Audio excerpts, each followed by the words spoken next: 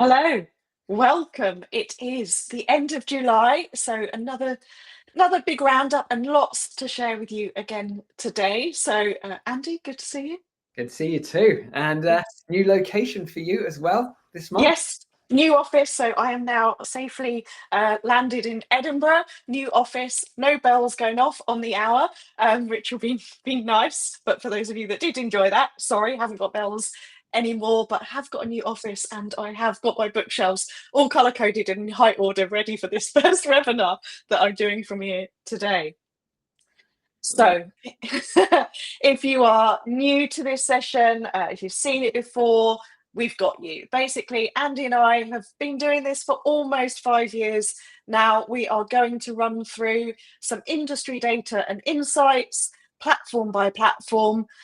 We have different roles, but we both spend, I would say, a fair amount of time reading the news, analysing it, interpreting it in our heads, seeing what's changing. Mm-hmm. I do So indeed. we do. So we're doing this roundup for you. We do this I do it every day, every morning with a cup of coffee, but we're trying to condense it in an hour because we know many of you are working these roles day to day, need a roundup. So we have everything in here for you, and you're more than welcome to get the slides. You can download those. Yes, it is a QR code, but we'll put the link in the chat after this session so that you can also grab those as well. So you're very welcome to the slides. And yes, it's also being recorded so you can watch it back too. This is us. This was us almost a year ago, as a photo from our event in November, the Social Day Real Life B2B Forum. These are QR codes for our LinkedIn profile. So if you're not connected to us, do make sure that you scan those, find us, and stay up to date with what we're both doing as well. Do you want to do a bit of an intro as well at this point before we dive Shall in? we? If we haven't met before, this is almost the hardest bit of the entire presentation, talking about ourselves. I like talking about the news. So I am now located in Edinburgh. I am a marketing consultant running my own business now for nearly 15 years. Support clients mainly B2B with ongoing advice, project support as well. And I also spend a lot of my time teaching and training. Writing books. Andy, you're going to give us a book update in a minute as well. So we can now talk books in multiple plural from both of us as well. That's right. Yeah, not quite as prolific as you, it's fair to say, Luan. But hello, everyone. If we've not yet met, I'm Andy, currently Principal Product Manager at Adobe, working on Adobe Express, which is fun. Only here through the process of my company I grew through social media. It was a social media company, grew it, got bought by Adobe, hence me being here. But many of you know that anyway, are bored of me telling the story. But anyway, if you're new, that's me. And care very deeply about how we grow brands across social. We spend a lot of time thinking about how we can use social correctly as a business as part of our strategy, which is the whole reason that we decided to put this event together, right, Luan? We wanted to make sure B2B was represented well within the social media community because often underrepresented. So our lineup is now locked and loaded, ready to go. We're well ahead of the game on this one. We've got wonderful speakers from the likes of LinkedIn. Adobe will be coming. Just so you know, we probably spend, actually I probably shouldn't say, but tens of millions per quarter on marketing. A huge amount goes on social.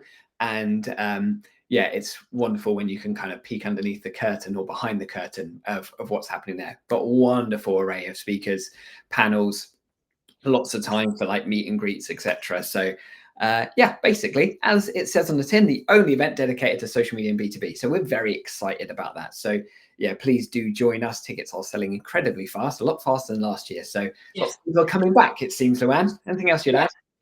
I think it's just important to say that we're doing this from, we are B2B practitioners as well. And we've kind of put this together as the event that we would want to attend. And it is very much practitioners sharing with other practitioners. So there's presentations, fireside chat, panels, but lots of takeaways as well. Indeed. Looking forward to that. Can't wait. Cool. As you already mentioned, reminder, flow, we're going to talk about data and trends first, then go network by network of all the updates. And we say this every month, but we'll say it again. And I'll do the statement this month, Luan. Yeah.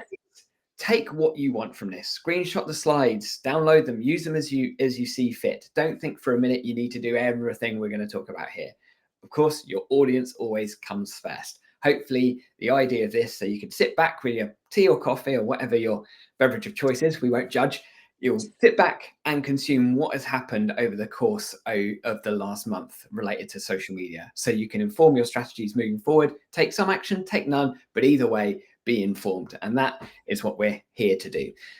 And Luan, would you like to start today? Yeah, so again, we'll repeat this. If you've seen it before or you're new, this is probably our go-to primary source of data that we both recommend, dive hours into.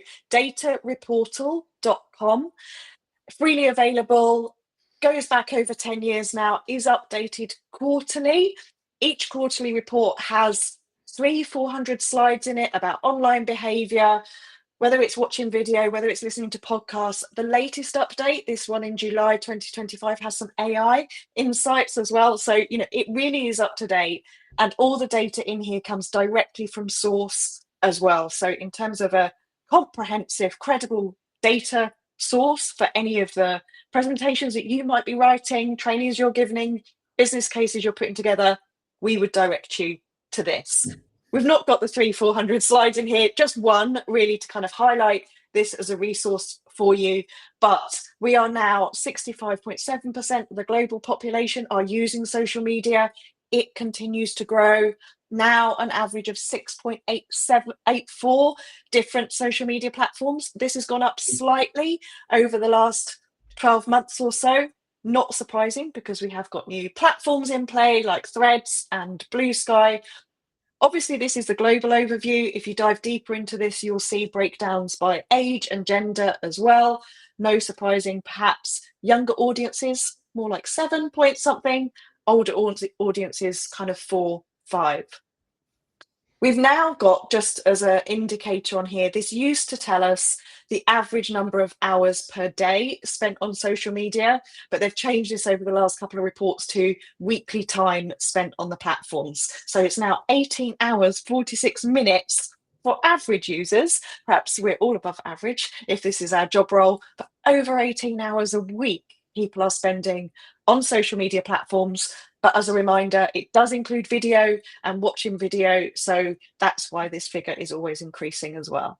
Yeah, you can blame YouTube and TikTok for getting those numbers, I think. Yeah. But yeah, that's a bit of a shocker. Yeah. Runs to check my screen time usage on my phone.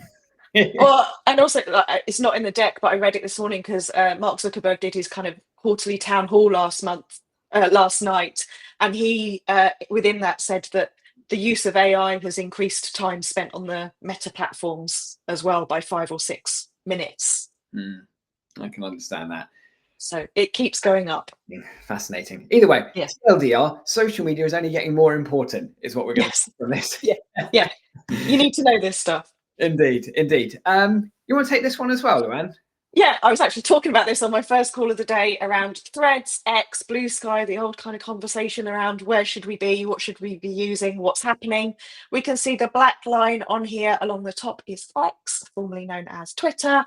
The red line is Threads, which, as you can see, is closing in very quickly on X now in terms of active users, daily active users, whereas Blue Sky, very steadily along the bottom, not seeing any growth in there over the past few months. Interesting from a point of view, the conversation I was having this week already is around, should we be on Blue Sky, should we not?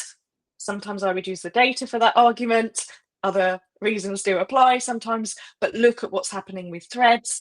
They are investing so much in this and cross-posting and new features, some of which we'll talk about.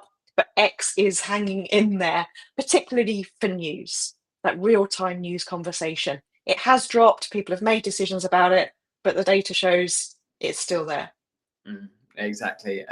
Another interesting anecdote related to this, I remember when Threads was, Blue Sky was gathering a lot of momentum here, if you can see my mouse move around, we were getting so many requests for us to add Blue Sky into Adobe Express to allow people to create and publish Blue Sky content. That has completely disappeared. All that demand has gone.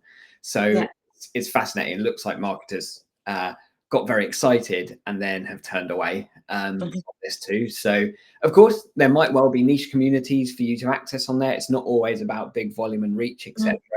But yeah, definitely it always is.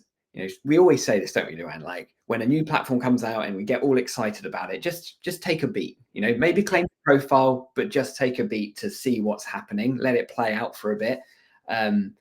Honestly, even if there is some degree of first mover advantage, oftentimes that advantage isn't tenable over the long term. So it always helps to have like a pragmatic long-term view, I think. Anyway, what's your take on that? Yeah, you know, marketers, we love that all shiny, something new. Sometimes we're pressured internally and externally to try these new platforms as well. That's always a big part of the conversation. But as you've already said, Andy, this is about your audience and where your audience is as well. You cannot be on every platform, even if this is your full-time role, you have a big team around you. To do all of these things and do them well is really tricky. And if you go back to that 6.8 something different social media platforms that people are using, you will find your audience somewhere. There's also data in the data reportal. We've shown it before that there's each individual platform has a very small percentage of unique users. Yeah. So my argument is you're not necessarily missing out. It's worth experimenting, have an eye on it. But also, you know, you and I, Andy, we've been around for a while now. It's almost like less of the all new shiny or more of the, oh, really? Here we go again. Yeah. Yeah. I think that's fair. That is definitely fair. Yeah. You're shiny new. This one, sorry, Luan, were you carrying on? So yeah, I was going to do this one because there's a big batch coming up. But this is interesting. As many of you know, I particularly work quite a lot with kind of clients who have Gen Z audiences. This is data from the US, but we do see the same trends come over here. How use of platforms changes over time as well, not just because the new and shiny come through, but again, this is all about, and what we try and get in these sessions is it's about what platforms are doing, but also what users are doing as well. And this is over the last 3 years, what US teens are using. We can see red at the top, YouTube has dropped slightly, TikTok has dropped slightly, but Instagram's kind of done a bit of a shift in here as well. So it's always really important. You've got to keep re-evaluating what your audience are doing and what they're doing on those platforms as well. I will just highlight, we can very obviously see that Facebook has had a massive dip. We're not surprised by that. WhatsApp, which we're increasingly talk about, is growing as well. Definitely. And super impressive that Instagram have reversed their trend because it became very unpopular. And, you know, Facebook have managed to cull, like, it was like a mass exodus of younger audiences on Facebook, but it's plateaued. So now I think it's, yeah, for all Meta's flaws, they have done a wonderful job of maintaining that audience and growing them, particularly on Insta. Yeah. All right, so I'm going to give this a huge caveat before we go through some of this, because there's a whole bunch of posts that came from a report from Buffer. They looked at millions of posts to analyze this, which was brilliant. So the best is very subjective, right? So we'll talk about that in the context of what best actually means. Anyway, unsurprisingly, TikTok videos are the thing that performs the best. What they mean by best means reach, because TikTok typically, the focus of that kind of platform is to generate new interest and new awareness, new eyes on our content is what TikTok is strong for. And video, unsurprisingly, is your way of driving that. Fascinating to see how high views, however, are of standard static content. So definitely a format to experiment with. Unsurprisingly, Instagram follows that as even more specific, related to the amount of views to get on Insta. But there is some nuance to Insta, because there really is a way to think about content on Insta across multiple different formats. Luan, you and I have spoken about this loads, so this will be more of a reminder to everyone rather than net new. Unsurprisingly, when we're looking at driving engagement, because of course, you know, some platforms we might want to use for one part of our strategy. So TikTok as a platform might be our focus for like driving new views on our content, new awareness, etc. Whereas Insta actually plays a more nuanced role, where Reels, yes, play the same role as TikTok, driving awareness, top of funnel. Whereas carousels specifically are better for nurturing existing audiences as well as stories. So there is more nuance to this. But either way, as we know, Reels, great for reach, carousels, great for engagement. The classic photo post performs the best on Facebook. Again, when they say best, they actually mean related to engagement. Everything else is related to engagement other than the Reels and TikTok stuff. So that's how they're quantifying best. So photos still the most engaging. Very similar for threads. Interestingly, with threads though, it's a lot more balanced in terms of the format. So you're less dependent on a type of format for how well your content will perform. So whether it's videos, whether it's pictures, you can do whatever. Interesting to see link posts are still performing quite well. I mean, they don't perform that well, as we know, across every other platform. Threads is a little bit different. So Threads, considering all the growth you just spoke about, Luan, and some of the kind of more balanced traditional approach to social media where pictures work well, it's not all about video. Links still have a place, so we can use it to drive action on whatever we might be trying to promote or provide access to, whatever. I think Threads actually is looking like a really strong platform across a number of different vectors, which is very interesting. LinkedIn, this data is also slightly flawed in this instance. Why it makes it look like, oh wow, I have to fall over myself to do carousels. And as we know, what we mean by carousels is actually a document post, PDF, right? But there was one thing that I was like, okay, I know this data is kind of skewed this chart because LinkedIn counts a click on a carousel. So when you're going to the next one as an engagement, which kind of isn't. So it's artificially inflated. And then when I posted this on LinkedIn, someone also chimed in and said it's probably inflated because every one of the LinkedIn influencer bros in their engagement pods all do these carousels. So it's just become like absolutely dominant. So which I think has also probably inflated the numbers somewhat. But I'm going to pause for a sec because Luan, you spend a lot of time across all platforms, but LinkedIn, your jam. So what's your take? I think what's really important to think about here is the difference between posting content for reach and posting content for engagement, and you have to decide what you're going for.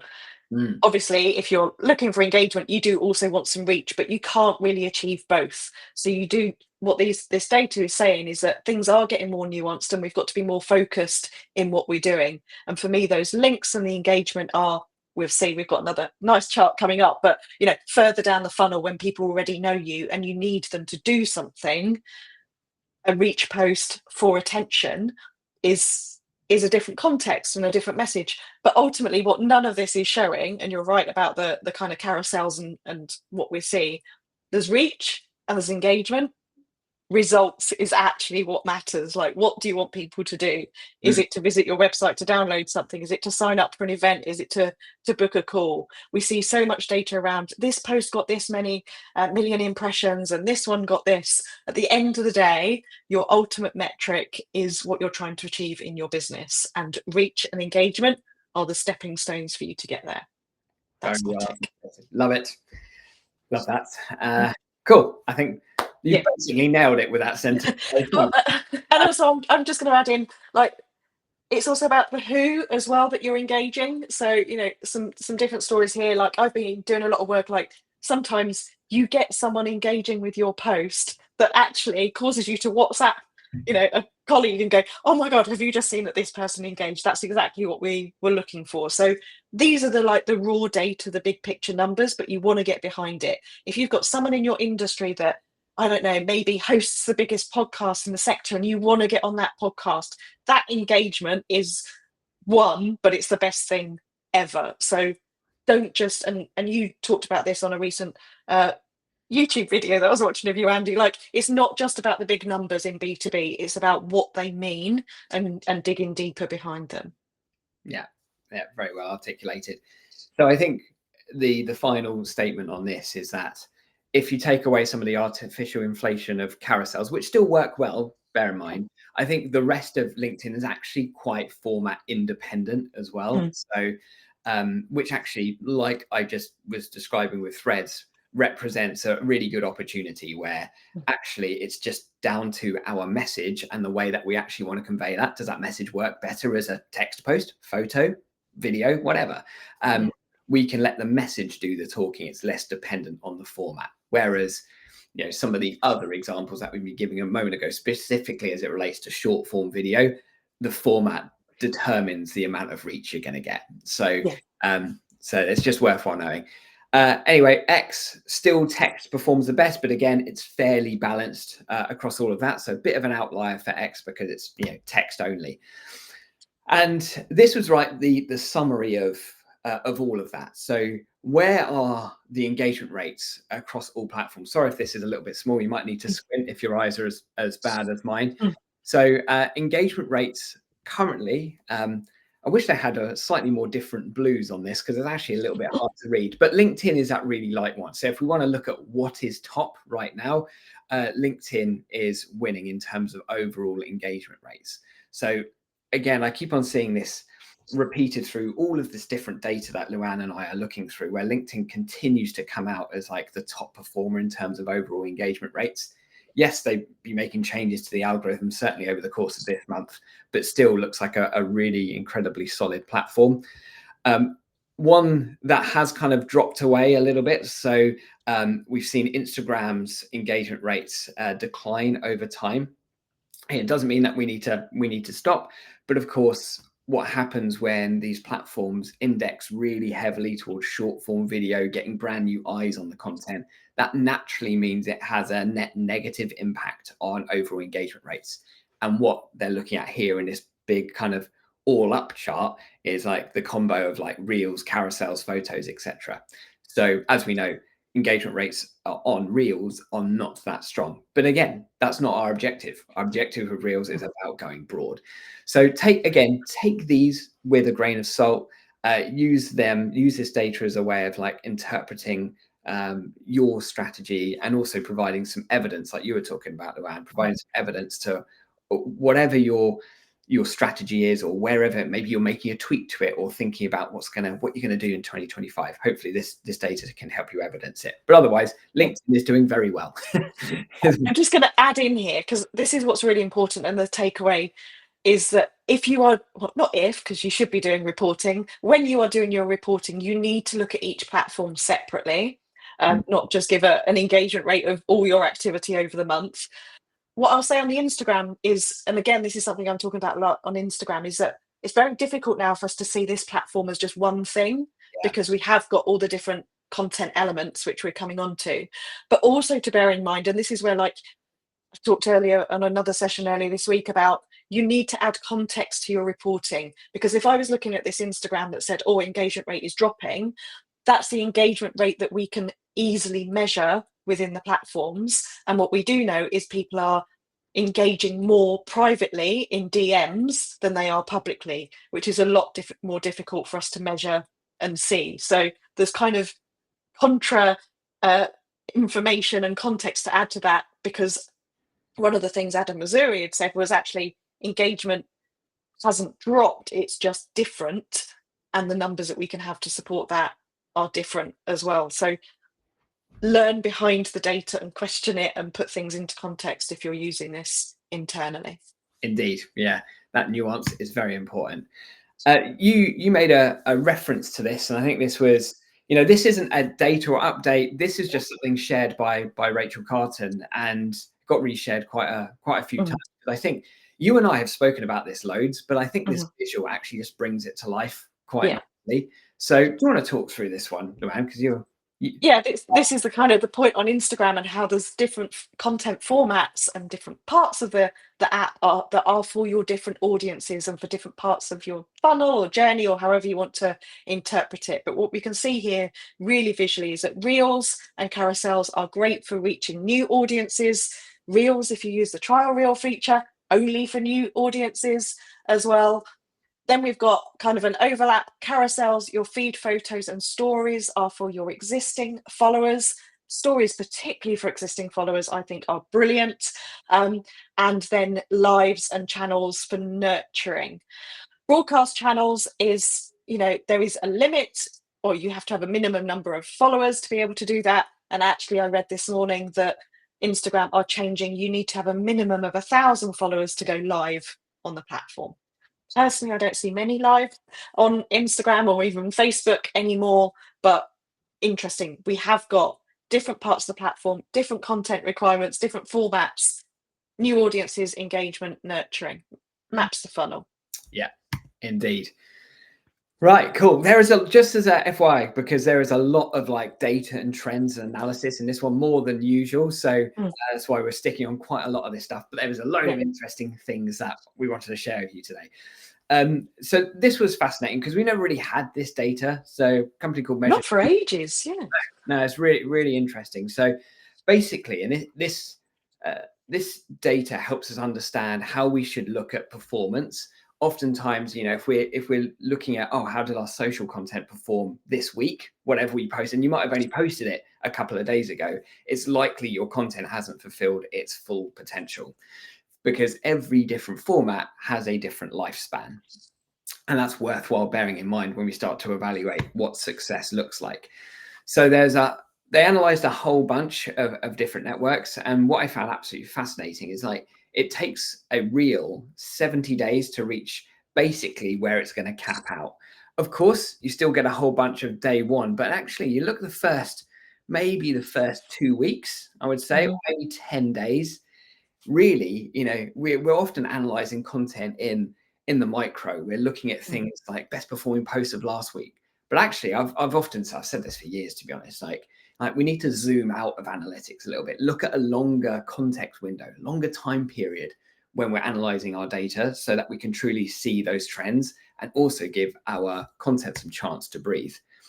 Carousels, shorter, 35 days. Photos fade faster, so 20 days. But either way, they're lasting a decent amount of time. Again, the reason that you can see these, see carousels and reels performing well, because they sit so nicely at the top of the funnel, the graphic that Luan was just talking about a second ago, because they have their chance to reach those new audiences, get brand new eyes on your content. That's why those formats are also incredibly important. So they didn't have LinkedIn in this data, and I wish they did, because I would hazard a guess. Longer. Yeah, be even longer. So I think you want to add? Yeah, because I haven't seen life cycle of a post for many years. We used to say, how long a tweet was around for versus another post. So it's nice to see this. I think the takeaway for anyone, in social media at the moment is that this isn't about you posting more and more content. This is about, posting quality content is going to have a shelf life. And as much as we know that trends and timely content is kind of in part what social media is about, this is also thinking about your evergreen content as well, that it can get resurfaced over several weeks and people can discover it as well. So maybe having in your plans a bit more kind of like, what content can we keep posting that is evergreen, that will stick around and still be valuable to followers for 2 to 3 weeks, maybe even up longer, that it doesn't always need to be the trend in the moment and measure it there. So again, it's shifting our thinking in terms of the content that we post as well. Definitely. Yeah, good point. And this is just a reminder as well, especially because we talk loads about views and like top of funnel, reach, awareness, yada, yada. And also this speaks perfectly to your point, Luan, about like, what are the metrics that actually matter to you? Because when we get excited about, this has had 10,000 views or 100,000 views, whatever, all those views are not equal. Right? A second, yeah. So it might be a second, literally someone's just had no chance to consume it at all. So, just this is a reminder of like how the platforms count what a view looks like. YouTube is a bit of an outlier where this is YouTube long form, not shorts, obviously. Shorts are counted exactly the same way, just 1 second. Basically, as soon as it appears in someone's feed, you've got a view. So just be mindful when we're thinking about views. Of course, think back to first principles. What is the thing that we're trying to achieve through our social content? How does social media drive our business forward? Again, elevating the conversation of social outside of these micro metrics that have very little correlation to how a business grows. Like, we achieved this many likes or whatever. It's fine for analyzing in the micros to like what content you should post next and how to improve. But actually, when we're thinking about how we talk about social media and how we articulate the importance of social media at a business level, it's just a reminder that just make sure we're elevating that conversation, because As we've already seen, it's used by 65% of the world's population. It's how people make decisions. They're informed about products. Social media is fundamental to how every business grows. But oftentimes it's Yeah. far too small. Yeah. There's just a comment from Fran in the chat, very true. Like, this is really interesting, but people are under pressure to get results immediately in the moment, yesterday. So I think this is part of us having to educate those people that we're presenting to, that, things have changed and things have shifted, and it's not about going viral and getting the big numbers anymore. It's about the big picture. So things have shifted quite a lot over the past few months. Yeah, indeed. And that immediate result, I'd always I know people are under pressure with that, and we've all spent our Yeah. lives under pressure with that kind of thing. And the point is that there is no short-term win on this. Yeah, we could post something which gets 100,000 views, but 100,000 1-second views, when you look underneath the numbers, it really did nothing for the business. So Yeah. it's just so important that we get away from those things that we want to put on the top of a spreadsheet. We got 100,000 views this month. Yeah. Does it actually matter? Yeah. And I think we do need to put pressure on that, because every time we start to then get excited and share, hey, we did so well this month, we achieved insert vanity here, all it does is then puts you under pressure again for the next month, because they expect something else. So another metric like that, and that's why you just need to elevate the conversation to a more business focused level. And talking of this, now this isn't specifically social, but the thing is, social and search are all together. I'm going to spend the next kind of 5 or so minutes going through some of this, because I've been talking about this a lot, and this has been a very dominant conversation across the marketing communities right now, which is social and search coming together. Luan, you and I have been talking about this for the last 5 years, and we think we're really now, it's like we foretold this. We're really now at a point where this is becoming very much a thing. Now, this data from Ahrefs is really interesting, because this is about how does AI content actually impact results? And I think the net result here, the TLDR, because I won't go through all of the metrics here, but fundamentally, this is telling us what we've probably always known, and we know is the case. It's not, is AI content better than human or the other way around? It's always a combo of both. So the best performing pages on the internet are human created and AI assisted. So, and it's really important. And I think this is some data that related to how we rank on search. And there's a lot more complexity coming over the next couple of slides. But basically, AI content isn't impacting our growth, because that had been a concern across the communities. But social, search, they are coming together. Now, everyone started losing their mind about this update that was shared, because it actually was nothing new. It just meant that this is rolled out to more countries. So this has been the case in the US for 5+ years now, where content that you post, provided your profile is set to public, and this is the same with LinkedIn too. This has always been the case. Provided your content is set to public, Google will index it. But what's making it very interesting, especially when we're now entering this age of AI assisted search, Google AI overviews, like LLM search, which is still small but growing very quickly, is that the content that exists on social is increasingly getting surfaced in traditional search platforms and in LLMs.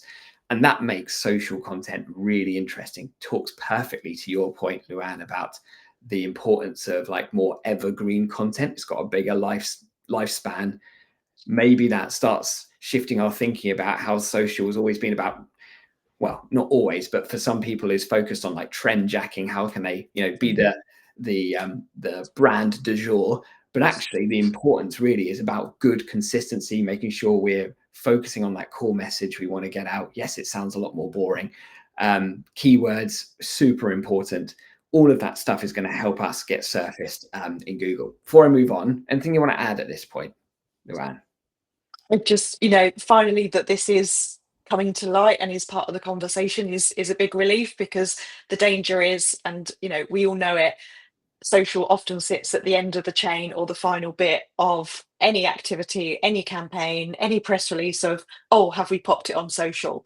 The fact that social, with all the big numbers that we talk about at the beginning, that finally we're thinking social first and what social does to um, content and lead generation and visibility. We've been wanting this for years. Indeed, yeah, we've got some proper evidence of that now. And it's not just social content, Substacks too, because social content, communities, all of this stuff is now all becoming part of how your brand leaves footprints online. And that is all really exciting because, again, that speaks to those that understand content, understand communities is going to be so powerful because our leverage has just increased tenfold, right? Because we've known newsletters are important, we've known building communities are important, but now they serve a dual purpose in helping us get discovered in other surfaces. So super important. Same with TikTok. I won't subject you to me reading all of this on the slide, but I had nothing better than to screenshot an article I found. Is that TikTok? We've spoken about TikTok search and how TikTok is an entry point for so many brands, particularly like D2C, B2C type of brands.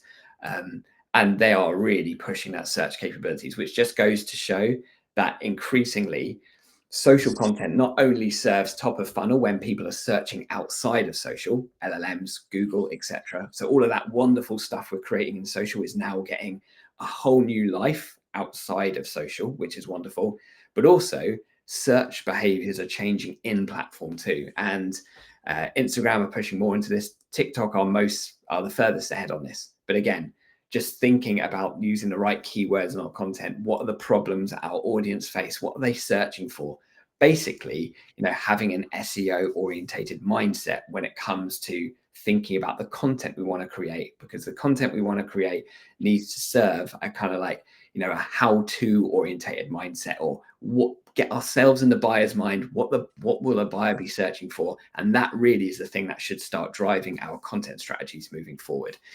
So carry on. No, yeah, I'm going to pick up. So Ruth was asked in the chat, like some examples of good evergreen. I'm going to kind of take this across to saying this is almost like now thinking like for your website, not everyone's going to go to the home page first and then go to other pages. Like every page on your website is a home page. Every social media post almost needs to stand alone and make sense to someone if they are discovering you for the first time. So unless it's that kind of nurturing, Instagram stories, perhaps, your feed posts, the ones that new users can discover, never heard of you before, you've got to give them that context. Yes, some of it may be for the SEO purpose rather than the user, but don't write really short captions that give no context or further information. You've got to work hard with every post now, which is why it is not about volume. Yep. It's about quality. And evergreen, by evergreen, Ruth, it's stuff that's going to stand the test of time. It's not something that's always the in the moment, the trend, the topic of the day. It's stuff that you want to be known for and keep talking about again and again. The theories, the examples, the case studies, the testimonials. Boom. Yeah. Love that. That is the perfect statement of like just always thinking what you want to be known for. It doesn't mean you can't do like the trends or the more throwaway stuff. That's cool. It's just about like fundamentals. What are we building as our foundations here? Anyway, I've spoken loads about this because you know what's happening. I talk about it all the time now. And I think this is the most fascinating thing that's happened to marketing since I've been in marketing, so 15 years or so. Because Google is no longer sending traffic our way. And again, that all links back to how critical social communities, word of mouth is to our overall growth. But of course, comes with some complexities. Go on then. Yeah, I kind of feel like this is the tough part of the presentation, not the new and shiny, but really important. We have to understand as marketers that we do operate within regulations, with guidance, and Online Safety Act passed, is now coming into force. Last week, the stage of it around age verification will not affect every website, but we are seeing increasing regulation of platforms. Ofcom is in charge of this in the UK. Will this affect you directly? Potentially not, but you will start to see more age verification measures across the platforms, which may mean you need to start thinking about your users, for those of you that are targeting Gen Z, which are part of the decision makers in B2B, as well as for other sectors, thinking about younger audiences. Are they going to be using social? This is going to start affecting our user behaviors and how the algorithms have to prioritize content as well. So it's a little bit behind the scenes regulation, but is important for you to be aware of. And, depend on your audiences and your content, have a real think about this age verification. Right, we need to fly through these features. We'll fly. Okay, I'll start. Meta. Again, not all in the public domain anymore. It's all about private messaging and DMs. Meta are adding marketing messages in DMs. Not surprised, really. We saw them do this with WhatsApp. We've seen more stuff coming to Messenger. We're going to see it in our DMs. Facebook, this is an interesting one. Facebook moved to restrict the reach of unoriginal content. So this goes back to saying to you, your stuff needs to be original. It needs to be yours, your own take, your own insights to it, not repeating what everyone else has done. They don't want copycat. They want it to be your stuff. You may think that this is a topic everyone is talking about. The platforms want to know your take, your trend, your insight, and that's how you make it uniquely yours as well. So do pay attention, original content, and own it. Instagram, Reels. We kept classing this as short form content. They are now categorizing all across Meta. Every video is now a reel, which means longer form, now up to 20 minutes as well. I would still argue, if we look at that video view slide about the first second being counted as a view, do we want long form content? This is long form content. It's as long as it needs to be, but just bear in mind, just because you can doesn't mean you have to. Exactly. And it won't get recommended if it's more than 3 minutes anyway. So use it wisely. And as we saw with the threads and the increase around threads and daily active users, this has to in part be down to how hard Meta are pushing traffic from Facebook and from Instagram across to threads. And now you can share your reels to threads, which is that content format thing we saw as well, is going to be shifting video on threads. LinkedIn. So videos within newsletters, you've been able to embed them for a while. We're big fans of LinkedIn newsletters. Go back, ask us separately. But now this cover image at the top of your newsletter doesn't just have to be a static image. You could embed a video into that section as well. I can't even imagine how happy you were about this one, Andy. I'll take this, because otherwise we will be here past 12 o'clock. Hashtags no longer matter on LinkedIn. They have said it. So hashtags, the original language of social media, short, concise posts, gave context, helped discoverability. Search has got better on the platform, so you no longer need the hashtag symbol in front of things. But what LinkedIn have now done, just as Instagram did a few months ago, you can no longer follow hashtags in your feed. I will still argue there can be a place for hashtags if you want to organize and categorize your own content, maybe for internal campaigns, external campaigns. So we will still see them, but just don't think that they are about search and discoverability. Do you want to say anything? No, I'm not. So LinkedIn, in terms of metrics and analytics, have been quietly adding some new features, particularly for premium subscribers. Have a root around if you haven't for a while, see what you can see. Giving you data now on link engagement. So that's if you have a premium account and a link at the top of your profile, you're getting some data around that. Most people are using it for kind of subscribe to my newsletter. So can be useful. And this was the big one. People did mention it in the chat last month. Oh, we're seeing loads of old content in LinkedIn. It's really frustrating. They have now said, okay, we hear you. We were trying to prioritize relevance, making sure people didn't miss anything versus recent content. They are now backtracking on that algorithm change and update. But it does kind of reinforce that evergreen point, like your post isn't just there for today, it can hang around a bit longer. LinkedIn were trying to do that, but got it a little bit wrong. They've listened. On to TikTok. Yeah, we'll see what happens with this. I actually get bored of actually reading about this and talking about it now, this kind of seesaw. But well, they got a matter of weeks now and it won't get extended. So I'm fascinated to see what's gonna happen here. If you're only marketing in the UK, doesn't really matter. It's only US only, but naturally that will have some ramifications at a macro level. And again, this might well seem that we're going to start to see other platforms grow, as we saw before. We saw a spike in Instagram usage, etc., and some of the other platforms as well. So this is still on the table, and it's likely going to play out well. We'll have a conclusion by the end of this year for sure. So if TikTok is still your thing and it's like a primary go-to-market for you, it's definitely worthwhile, making sure we balance that, especially if you want to get after US audiences.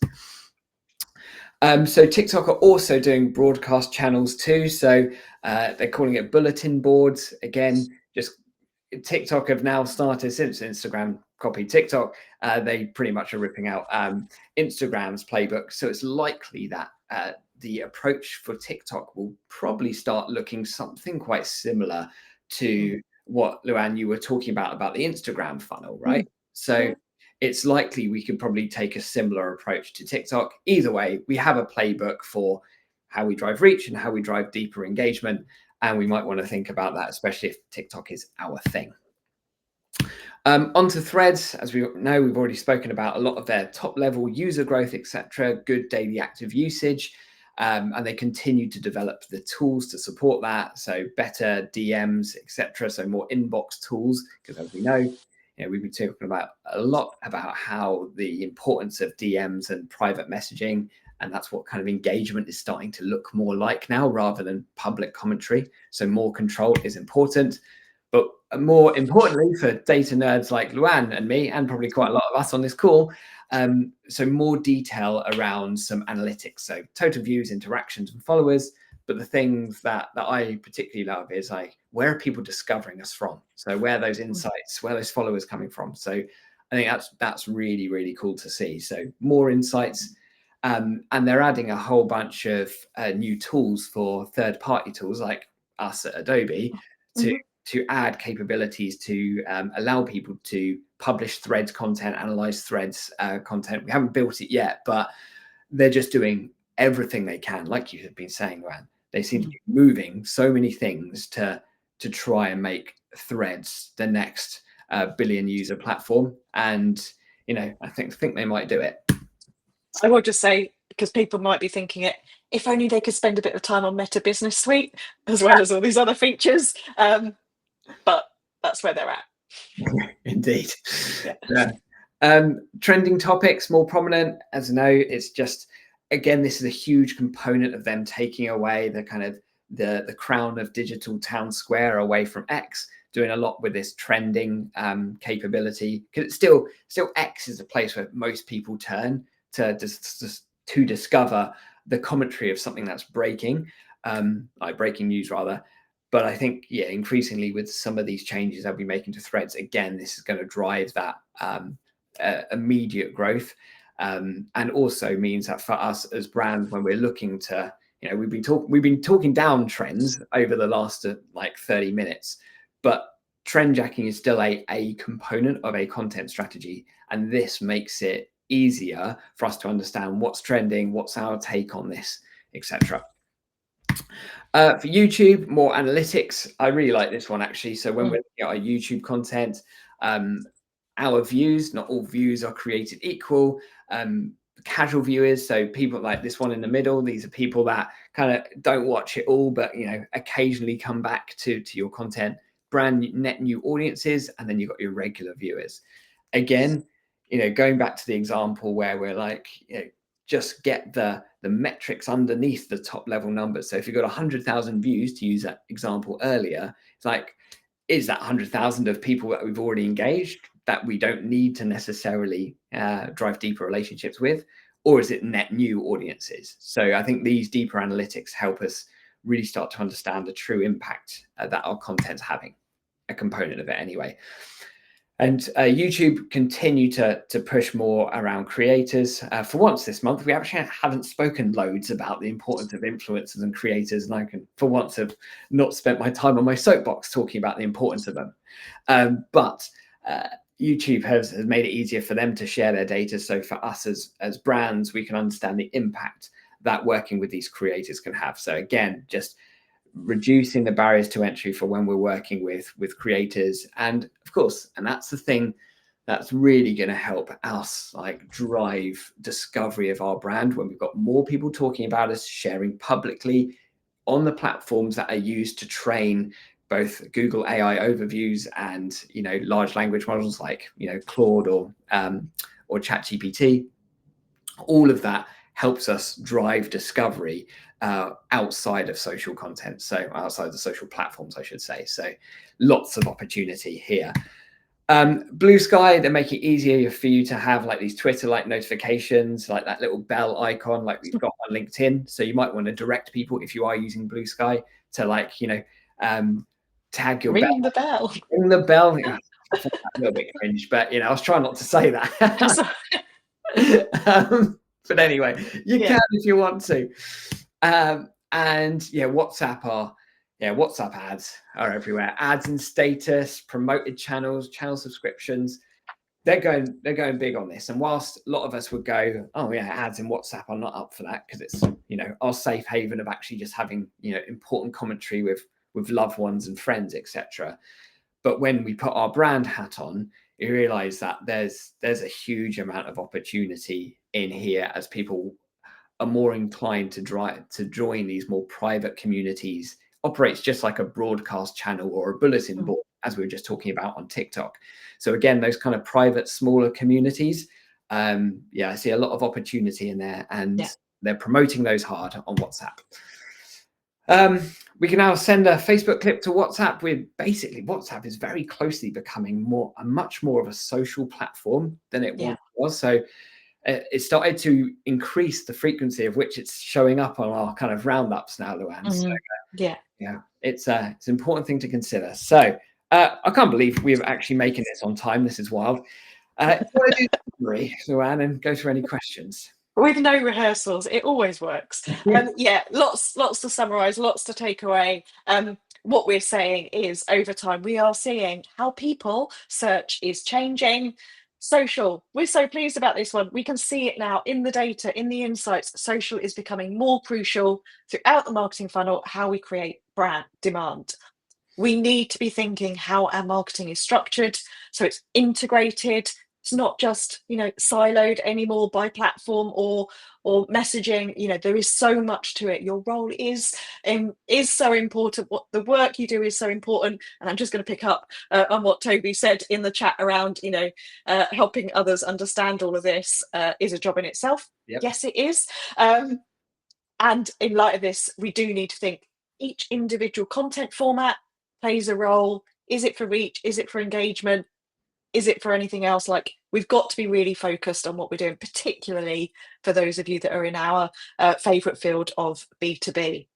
So we have done it. There's a couple of comments in the chat. Thank you. Toby, you've asked about additional slides showing trend analysis for other age groups. I've got some data on that, so I'll pop it over to you later. Thank you for joining us. If you've watched us before, if you haven't, join us in November in real life in London, November the 12th. If you came along last year, we're at the same venue. It's Bounce in Shoreditch. So not only can you listen to some great B2B practitioners, you can play ping pong as well. Didn't get to do that last year, Andy. We need to do that this year. So everything's on the website. The agenda's up. The tickets are for sale. They are going fast, and that is honest, going fast, not marketing speak. So please join us. Put it in your calendars for November and come along.